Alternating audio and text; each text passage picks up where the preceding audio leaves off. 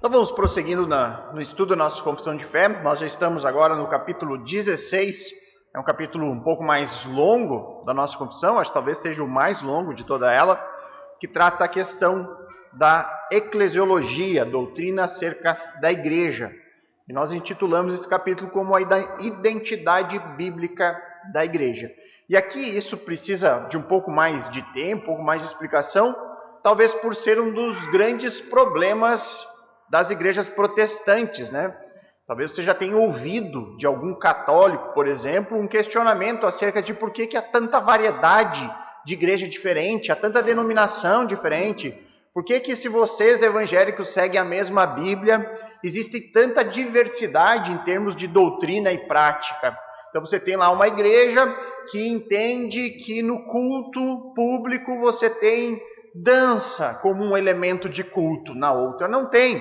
Mas você tem lá uma igreja que introduz um culto de libertação, do qual eles ficam lá o culto inteiro expulsando demônios de pessoas. Aí você vai numa outra igreja evangélica e não tem essa prática.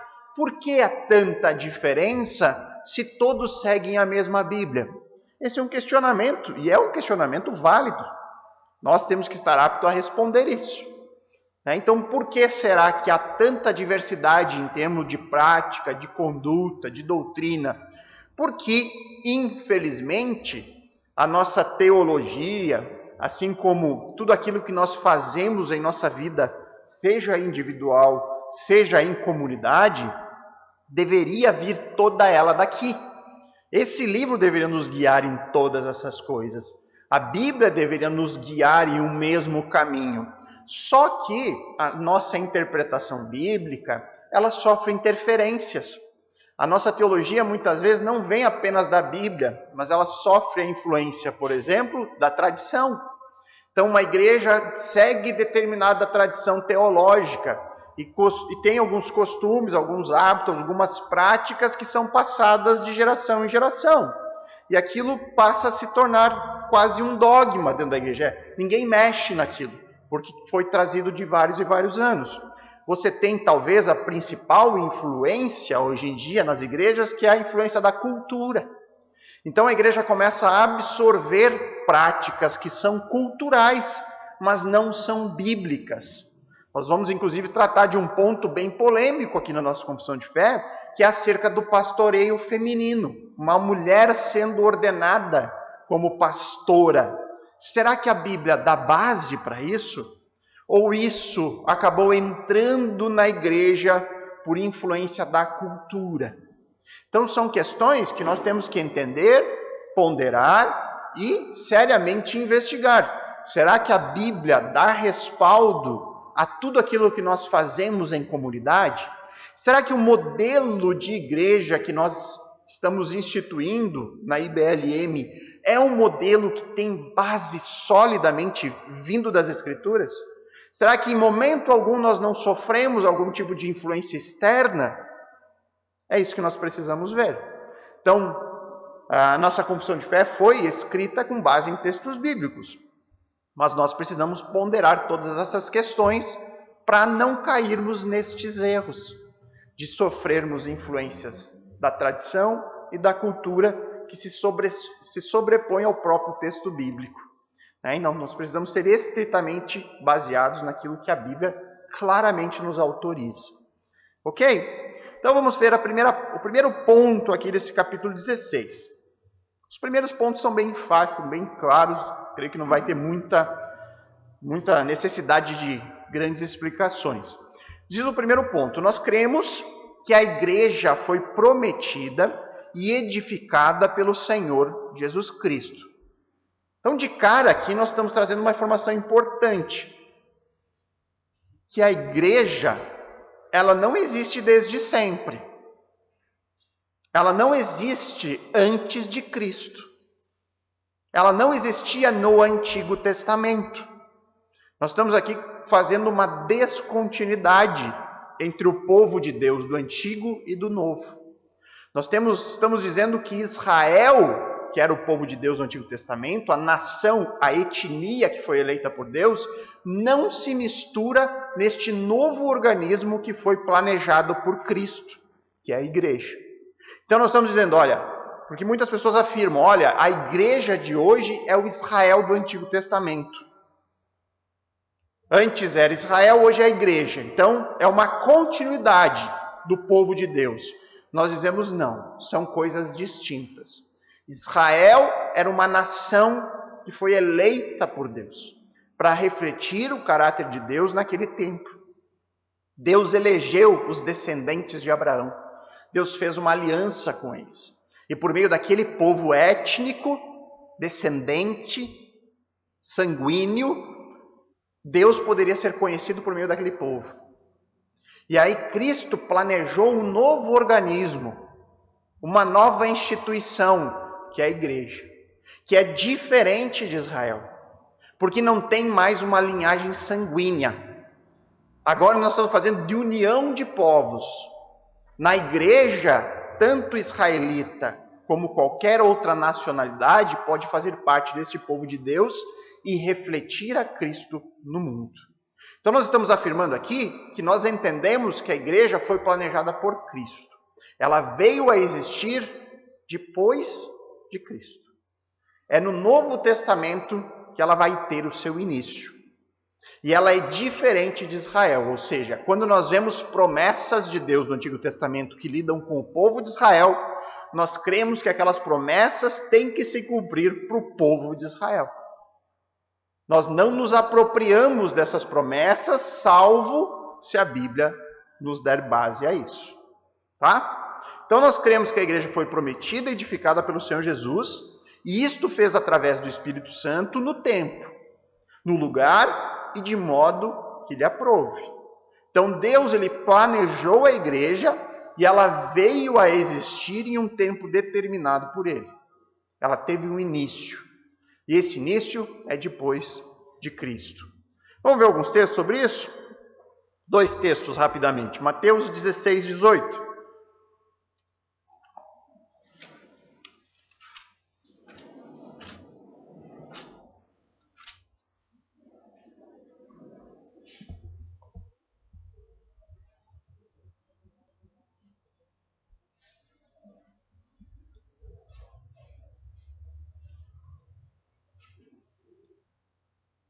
Lembrando que na quarta-feira aqui nós usamos a NVT como versão, tá? Nova versão transformadora. Então diz o texto. Jesus aqui está falando com Pedro. Ele diz, agora eu lhe digo, Pedro, que você é Pedro e sobre esta pedra edificarei a minha igreja. E as forças da morte não a conquistarão. Jesus ele faz um trocadilho aqui com o nome de Pedro, né? Pedro e a pedra. E ele diz que sobre Pedro ele edificaria a sua igreja. A igreja seria edificada por meio do ministério apostólico. E isso aconteceria em um momento futuro. Ainda não estava acontecendo quando Cristo estava ali.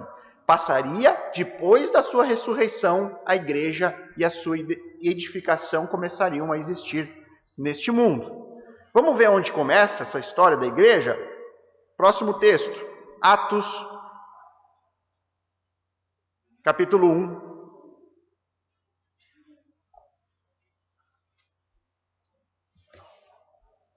Versos 4 e 5.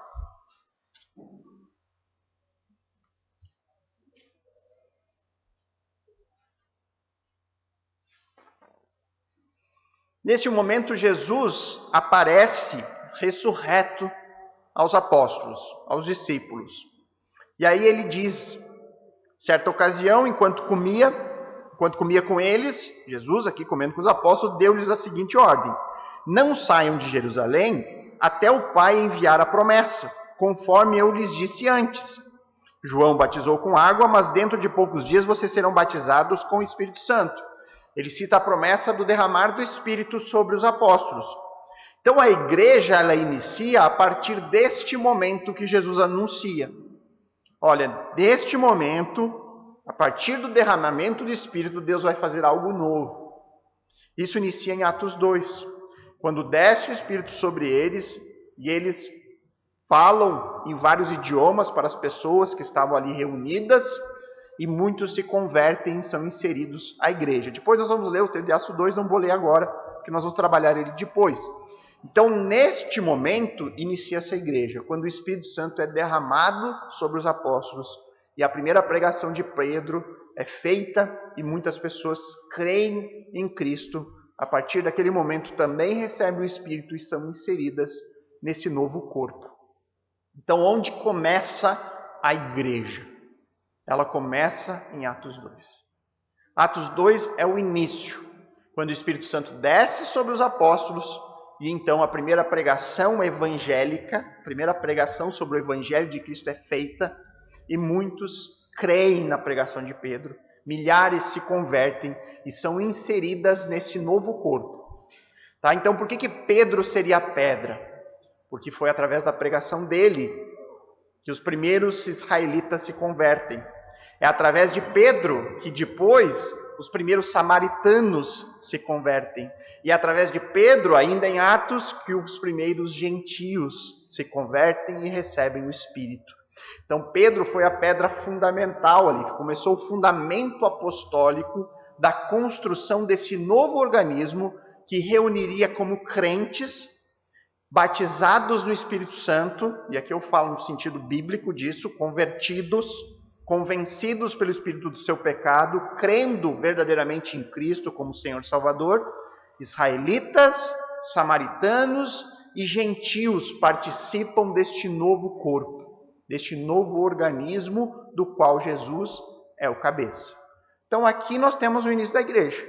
Tá? É essa entidade que reúne pessoas de vários povos, de várias línguas, todos unidos em um mesmo Espírito que é derramado sobre eles. Sobre isso, o Antigo Testamento não profetizava. O Antigo Testamento não falava acerca disso. Acerca desse período que nós vivemos hoje, que é o período da igreja. Começou em Cristo, com o anúncio de Cristo, que através do ministério apostólico, ele edificaria a sua igreja. Ok aqui? Então é importante isso, é importante nós termos bem claro aqui como ponto principal dessa primeira parte. Não há uma continuidade aqui entre Israel e igreja. Tá? É importante nós não fazermos confusão acerca disso. Quando nós falamos do povo de Israel, nós estamos falando de uma nação, de uma etnia que Deus elegeu. Deus deu promessas, fez uma aliança com esse povo. Isso não deve ser misturado com a igreja. A igreja, em momento algum, quando nós vamos no Novo Testamento, ela é citada de maneira semelhante ou como sinônimo a Israel. O apóstolo Paulo vai trabalhar isso na carta aos Romanos, o pastor Adriano vai chegar lá, onde ele trabalha sobre Israel e igreja. Coisas que não se misturam, promessas separadas, planos distintos. Por mais que o plano da redenção é o mesmo, Deus tem um plano para Israel, tem um plano para a igreja. O objetivo, salvação. Mas há uma descontinuidade entre esses dois termos, e isso a gente precisa ter bem claro. Certo? Alguma dúvida aqui? Ponto 2. Então aqui nós vamos começar a fazer uma distinção aqui da igreja. Tá? Nós temos o primeiro ponto que fala da igreja universal. Tá? O termo católica. Esse termo católica, igreja universal. Nós vamos entender o que isso significa. Nós cremos na igreja como um todo, no sentido universal. Essa igreja ela é composta de todos os eleitos, de todos aqueles que foram escolhidos, aqueles que já passaram, aqueles que são hoje, os crentes de hoje, e também os crentes que serão ainda reunidos, os crentes que ainda não se converteram. Então a união dessas pessoas formam a igreja universal. Aonde começa? Quais são os primeiros crentes dessa igreja? Lá em Atos 2. Começa com os apóstolos e aquelas pessoas se converteram. Eles são os primeiros crentes da igreja universal. E aí essa igreja universal ela é composta dos crentes que já morreram desde Atos 2, todos aqueles que já estão aguardando a ressurreição dos mortos.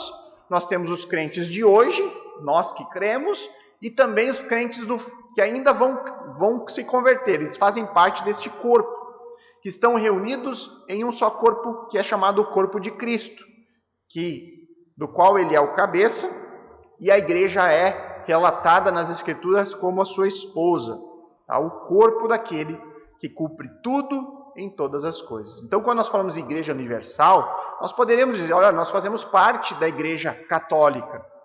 Por que nós não falamos isso? Simplesmente para não causar confusão em pessoas que não vão entender o termo, né, que vão confundir um católico com um católico romano, né, um romanista. Então nós não usamos simplesmente para não causar confusão, mas nós poderíamos usar sem nenhum problema. Eu sou um crente, um cristão católico. Eu faço parte dessa igreja universal, dessa união de todos os crentes em um só corpo. Eu faço parte. Nós também poderíamos dizer, olha, eu faço parte da universal, igreja universal. Mas o que as pessoas entenderiam?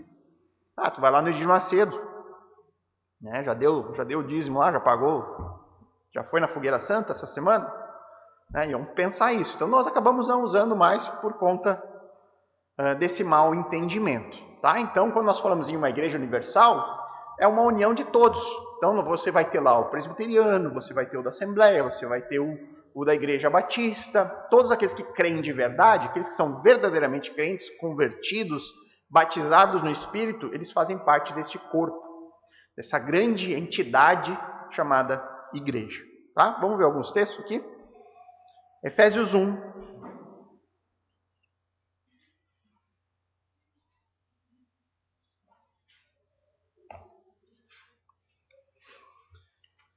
Efésios 1, versos 22 e 23.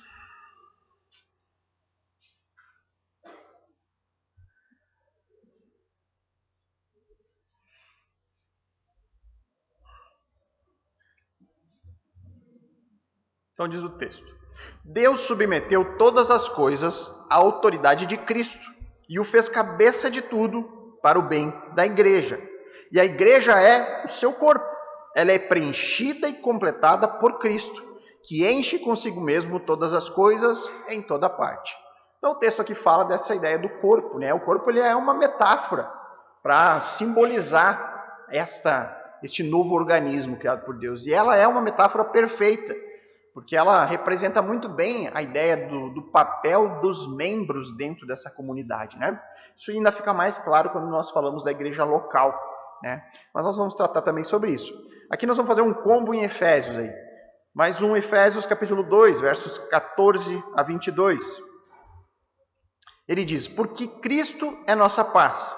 Ele uniu judeus e gentios em um só povo ao derrubar o muro de inimizade que nos separava. Olha só a união dos dois povos diferentes, dois povos que até então eram irreconciliáveis.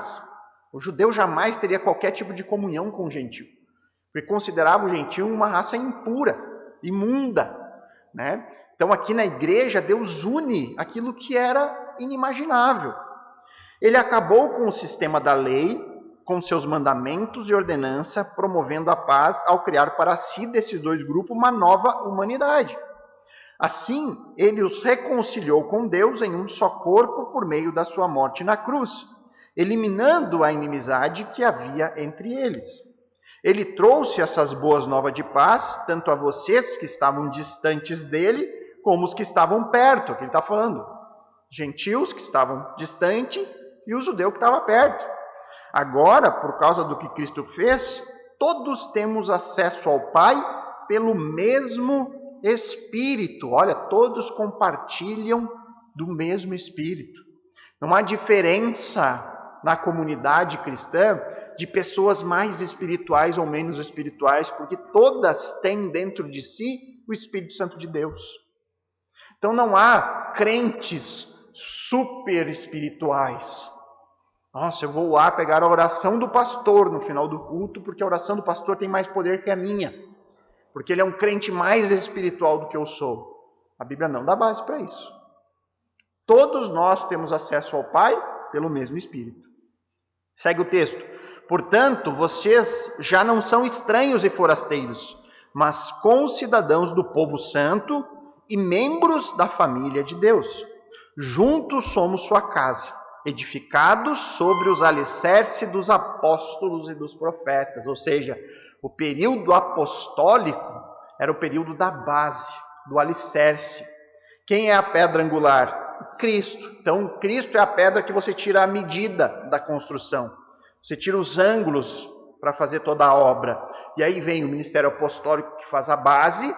Então, muitas daquilo que nós lemos do período apostólico, eu creio que parte de sinais sobrenaturais, vários dos dons que hoje nós não vemos atuando no meio da igreja, eles foram reservados para aquele período, porque houve a necessidade de fazer a base, o fundamento. A partir do período depois, do período apostólico, começa a construção que nós estamos até hoje. Então, cada crente é um tijolinho aqui nessa grande obra. Então, os apóstolos tiveram um papel destacado. Eles tiveram uma importância singular em formar essa base. Mas nós não vivemos mais, nós não temos mais necessidade de outro fundamento. Você faz um só. A partir dali, você só levanta para cima. Então, não há mais necessidade daquele fundamento. Nele somos firmemente unidos, constituindo um templo santo para o Senhor. Por meio dele, vocês também estão sendo edificados como parte desta habitação, onde Deus vive por seu Espírito. Então, nós somos chamados aqui à santidade, queridos. Então, há uma nova maneira de viver entre essas pessoas. Há uma marca. Nós somos agora povo santo. Tem que ser diferente. Então aqui já fica uma aplicação. Nós crentes não podemos viver como os outros vivem lá fora, sem Cristo. Porque nós somos chamados a ser um povo santo, separado, diferente. Por que muita gente tem implicância de crente mesmo? Já pararam para pensar nisso? Muitas, eu diria que na grande maioria das vezes é por causa do mau testemunho, de não verem diferença. Ele só diz aí, vive com a Bíblia embaixo do braço, mas vive pior do que muito ímpio. E, infelizmente é verdade. Os verdadeiros crentes não vivem assim. Não vivem. Os verdadeiros crentes vivem de maneira diferente, porque eles são unidos em um Espírito que é santo. Eles recebem o Espírito de Deus. Uma obra inicia na vida deles. Então não pode ser igual aos outros. Tem que ter algum tipo de diferença. Se não há mudança, não há conversão. É a evidência. Essa é a evidência.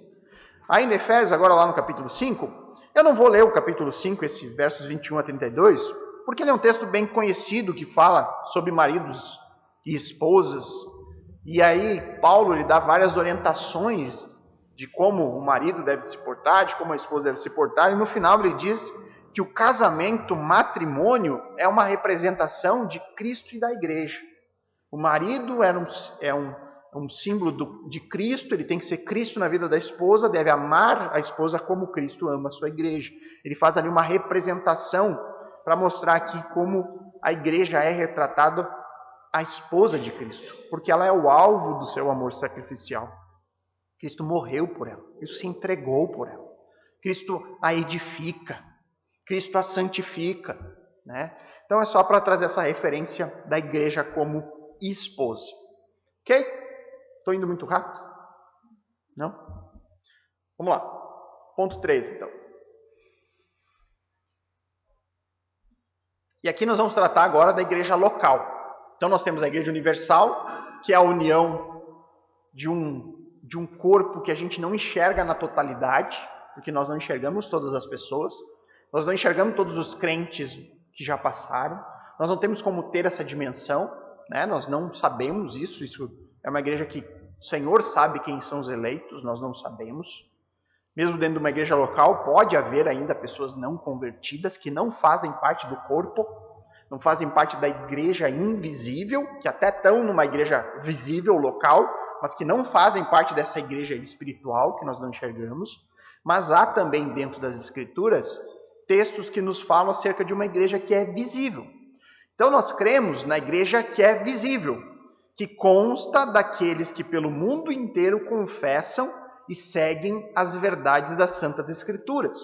A igreja local é uma congregação visível de pessoas que professaram a sua fé publicamente em Jesus, associados uns aos outros sob um pacto de fé, foram batizadas e voluntariamente uniram-se para adorar a Deus, observar as ordenanças, edificarem-se e admoestarem-se mutuamente, manterem comunhão e serviço uns com os outros e promoverem a propagação do evangelho da graça. Então a igreja local, ela é uma amostra, né? Como se você pegasse um pedacinho desse organismo, que é a igreja invisível, e analisasse ele no microscópio.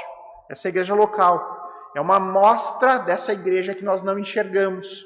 Tá? Então nós temos, dentro de um espaço comum, crentes que fazem parte dessa igreja invisível e que se reúnem para cumprir com as ordenanças que Deus entregou na sua palavra para a sua igreja, para aquilo que nós devemos praticar juntos em comunidade. Porque a congregação é um mandamento do Senhor. Então, quando os crentes da igreja invisível se unem em um espaço para congregar, nós temos ali uma igreja que é visível. E essa igreja visível é chamada de igreja local. Então é a união de crentes em um determinado local. Tá? De forma visível, nós sabemos quem são, nós nos enxergamos e juntos cumprimos com todas as ordenanças. Vamos ver alguns textos acerca disso? Primeiro, 1 Coríntios, capítulo 1, verso 2.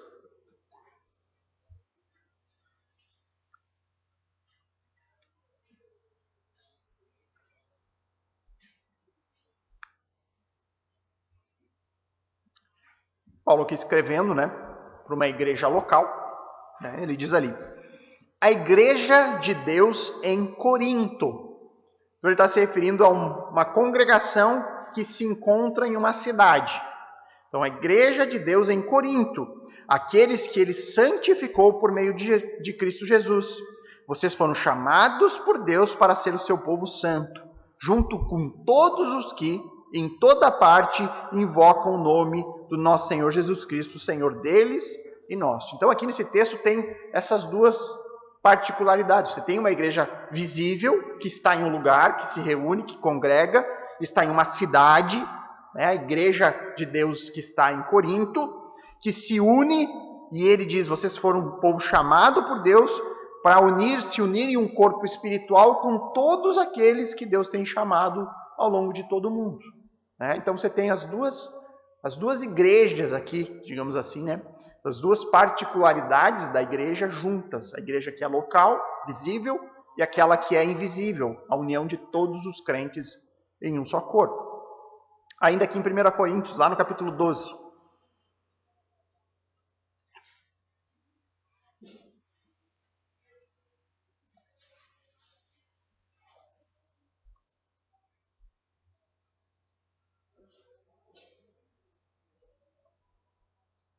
Ele faz a comparação do corpo, mais uma vez. O corpo humano tem muitas partes, mas elas formam um só corpo. O mesmo acontece com relação a Cristo. Alguns de nós são judeus, alguns são gentios, alguns são escravos e alguns são livres. Mas todos nós fomos batizados em um só corpo pelo único Espírito, e todos recebemos o privilégio de beber do mesmo Espírito. E aqui, mais uma vez, fica bem claro a ideia de que dentro de uma comunidade local não há diferença espiritual. Não há. Porque todos bebem do mesmo Espírito. Não são espíritos diferentes. É o mesmo Espírito. Então, ele só há diferença o que entre eles?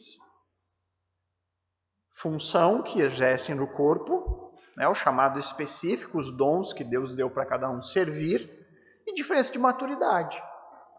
É a única coisa que nos difere. O nosso chamado específico, particular, que nós servimos por meio dos dons que Deus nos deu, e a ideia de maturidade. Uns conhecem mais, uns estão num processo mais avançado de santidade, outros estão caminhando, estão ainda dando os primeiros passos. Essa é a diferença. Mas não há diferença em espírito no corpo. Tá? Então jamais a gente como igreja pode aceitar esse tipo de coisa. De levantarmos um grupo dentro da igreja como se fossem mais espirituais que os outros. E essa é a grande consequência da doutrina do batismo no Espírito Santo, como uma bênção posterior à conversão. Então a pessoa se converte, depois, em um determinado momento, se ela muito buscar, ela vai ser batizada no Espírito. E aí a igreja diz que a evidência desse novo batismo é o falar em línguas. E aí você divide a sua igreja. Você tem o grupo que fala em línguas, que é mais espiritual, porque recebeu essa segunda bênção. E você tem a ralé da igreja. Aqueles que estão lá tentando de todo jeito orar em línguas, mas não conseguem. Que não foram batizados. Faz até curso, né? A unção da amnésia, esquece o português, fala qualquer coisa. Né? Então, você separa as pessoas, são castas. Né? Grupo cristãos de primeira linha, porque foram batizados no Espírito, e cristãos de segunda linha, que ainda não receberam, coitadinhos. Tem que se esforçar mais. Estão orando pouco. Então isso jamais pode ser aceito na comunidade cristã, porque os textos são muito claros nesse sentido. Todos bebem do mesmo Espírito. Não há base para uma segunda bênção. Não há base bíblica para isso. Então, da onde vem isso? Influência da tradição. Em determinado momento, um teólogo, um pastor, desenvolveu essa doutrina, aplicou ela na sua comunidade e ela foi replicada de geração após geração, com crentes que não investigaram, que não fizeram uma análise profunda do texto e pensaram, poxa, será que isso tem base bíblica mesmo? Será que isso tem, de fato, fundamento nas Escrituras para nós praticarmos isso entre nós? E aí isso é levado de geração em geração. E é muito difícil, irmão, só Deus mesmo. Pessoas que vivem nesse contexto de voltarem atrás e admitir erros, e se humilhar e dizer, eu estava errado. Olha, eu pratiquei algo que de fato não tem base bíblica. É muito difícil, só Deus mesmo para operar algo assim. Agora Atos 2.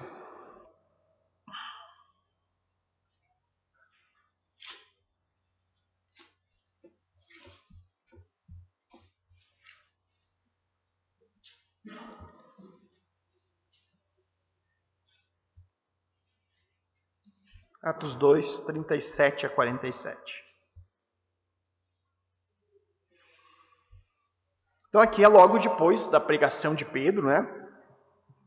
Primeira grande pregação, onde o Espírito Santo é derramado sobre os apóstolos. E o texto diz que as palavras partiram o coração dos que ouviam. E eles perguntaram a Pedro e aos outros apóstolos, irmãos, o que devemos fazer? Ou seja, eles creram na mensagem, nessa pregação evangélica. Eles creram que o Jesus crucificado era de fato o Messias que eles esperavam. Que ele é o Deus que veio para levar a condenação que pairava sobre eles. E eles, irmãos, o que devemos fazer? E Pedro respondeu, vocês devem se arrepender para o perdão dos seus pecados. E cada um deve ser batizado em nome de Jesus Cristo. Então receberão a dádiva do Espírito Santo. Essa promessa é para vocês, para os seus filhos e para os que estão longe, isto é, para todos os que foram chamados pelo Senhor nosso Deus. Pedro continuou a pregar, advertindo com insistência seus ouvintes. Salvem-se dessa geração corrompida. Qual é a geração corrompida que ele está falando? É a geração de religiosos que crucificaram Cristo. Aqueles líderes do judaísmo que entregaram Cristo para ser crucificado, que não reconheceram como Messias. É dessa geração que eles precisavam ser salvos. Os que acreditaram nas palavras de Pedro foram batizados. Naquele dia houve um acréscimo de cerca de 3.000 pessoas. Então a igreja aqui, numa única pregação, saiu de um grupo de poucos discípulos para mais de 3.000 convertidos.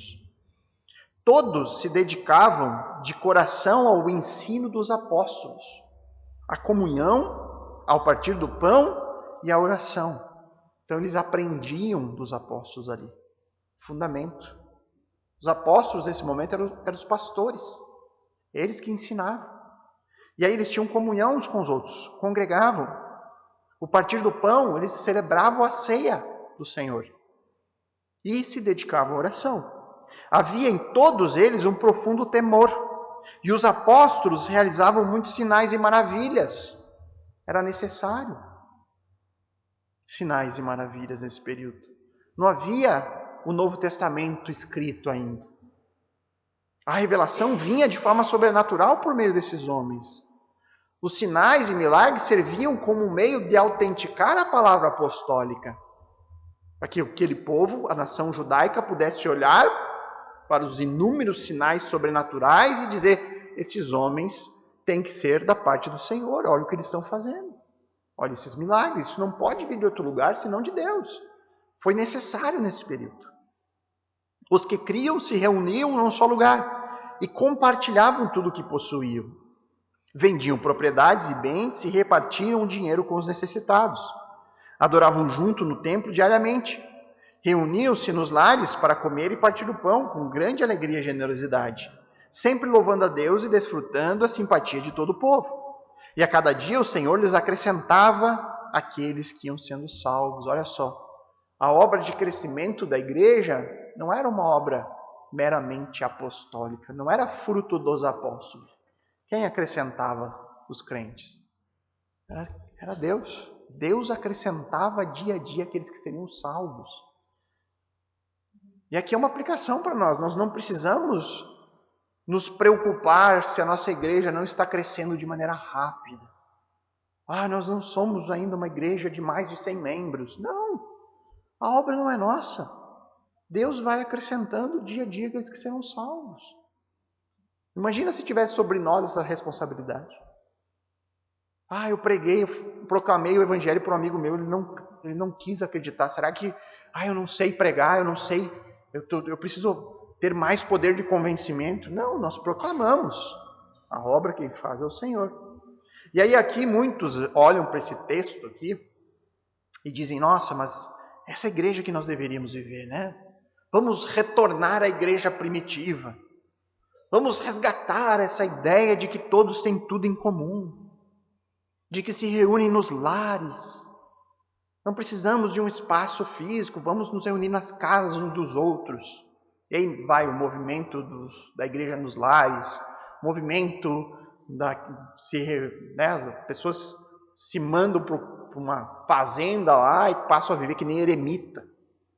Até às vezes dá vontade, né?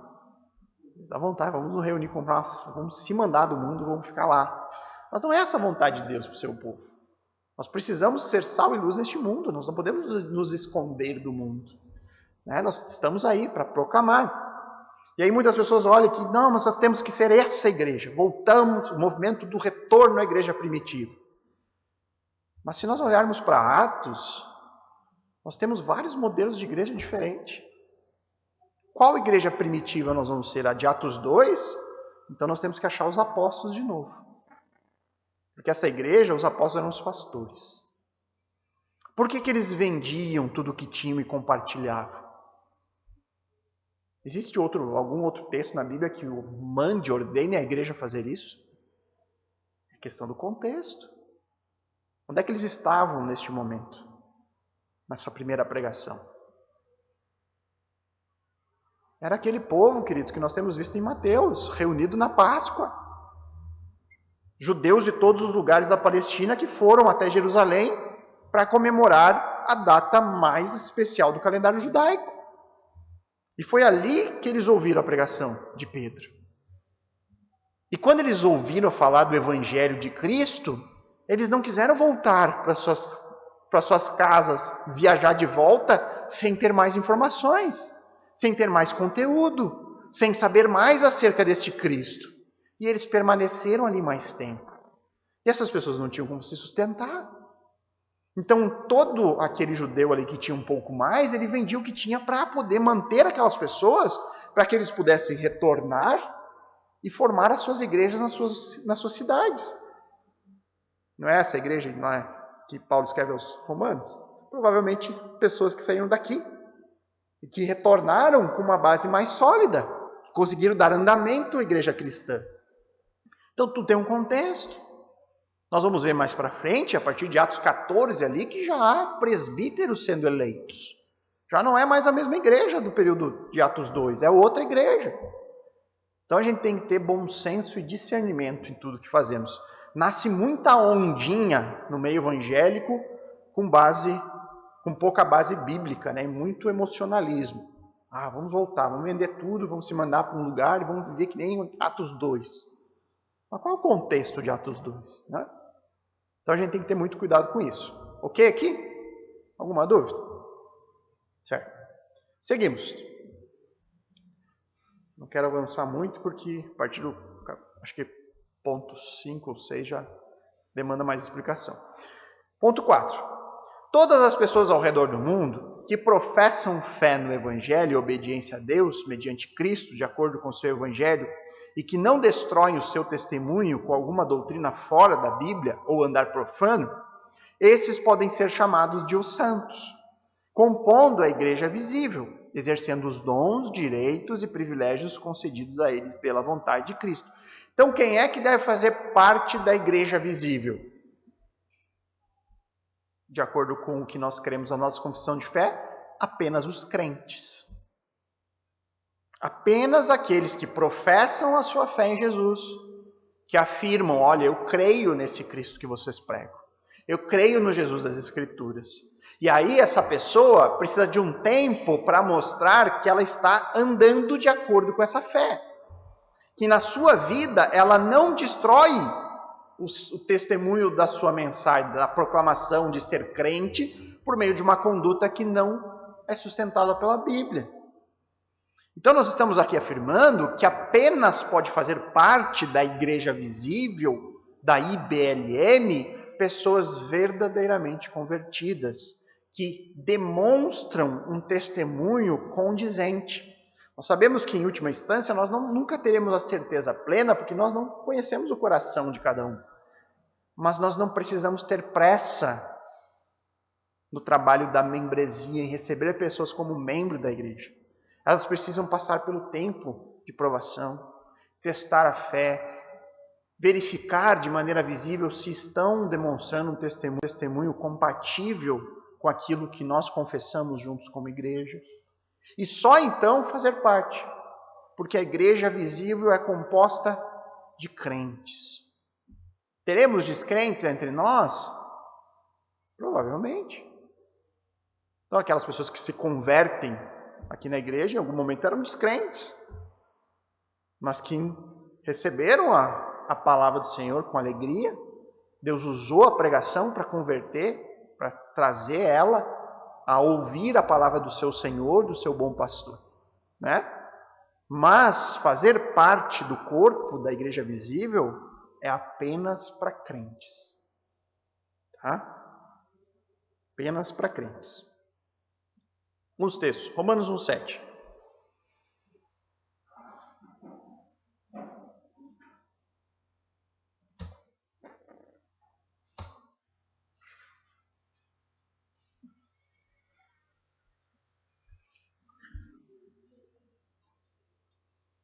O pastor já expôs aqui, não vou entrar em muitos detalhes. Diz o texto: escrevo a todos vocês que estão em Roma, era uma igreja que se situava na cidade de Roma, amados por Deus e chamados para ser seu povo santo. Que Deus nosso Pai, o Senhor Jesus, lhe dê em graça e paz. Então, os membros da igreja visível, eles são chamados para ser um povo santo. Eles não são chamados para ser como os outros. É o povo de Deus. Tem que ter evidência. Vamos para João agora? João 14, verso 15 e verso 21.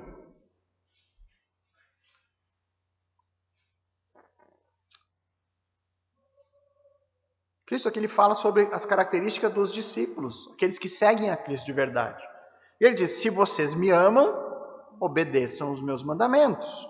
Verso 21, aqueles que aceitam os meus mandamentos e lhes obedecem, são os que me amam. E porque me amam, serão amados por meu Pai. E eu também os amarei e me revelarei a cada um deles. Então, quem são os crentes? Os que vivem de acordo com a mensagem cristã, que vivem de acordo com os mandamentos de Cristo. Como nós vimos no capítulo anterior, nós não vivemos sem lei. Nós vivemos de acordo com a lei do Senhor Jesus. Os mandamentos que a palavra de Deus nos exorta, e nós precisamos obedecer. Se não há obediência, não há verdadeiro discipulado. E se não há verdadeiro discipulado, essa pessoa não deve ser inserido na igreja visível.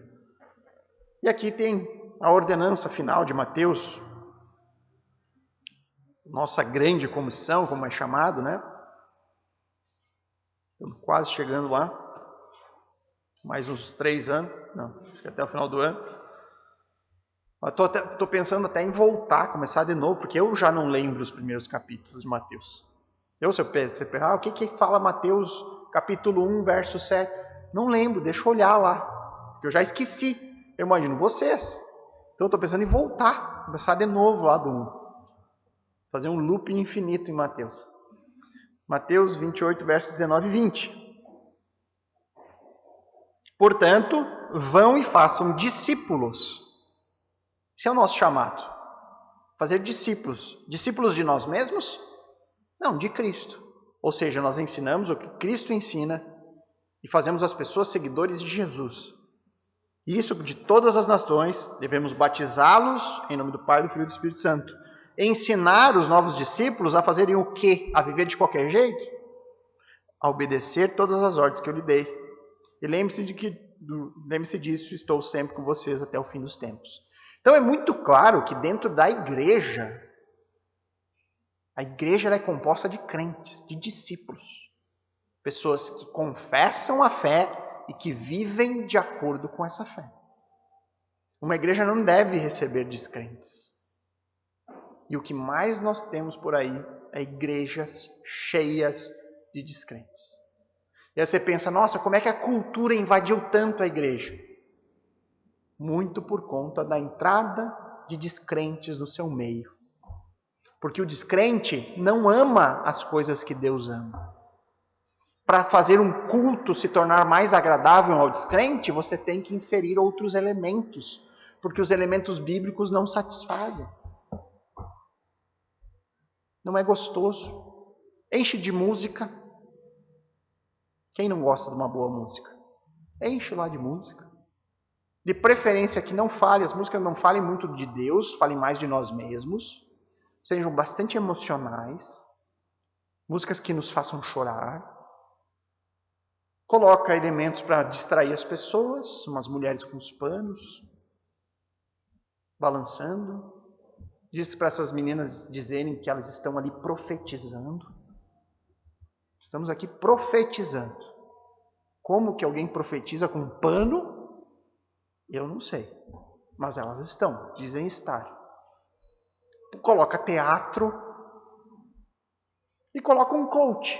O cara que vai trazer uma palavra de motivação para as pessoas. Porque as pessoas vêm cansadas para a igreja. Ela não quer ouvir que ela é pecadora. Que o sofrimento faz parte da vida do crente. Ela quer ouvir o quê? Que ela vai ter sucesso. Que ela vai vencer nessa vida. E aí você torna um culto que lota em pouco tempo. Você tem igrejas aí com 2, 3 anos que estão abarrotadas.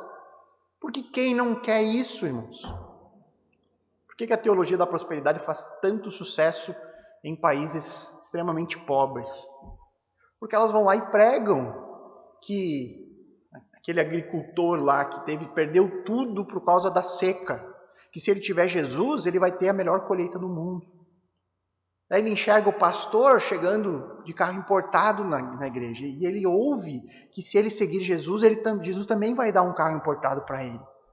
Que ele não vai mais ter fome, que ele não vai mais ter dificuldade. Quem não quer ouvir isso? Qual é a pessoa do mundo que não quer escutar algo assim?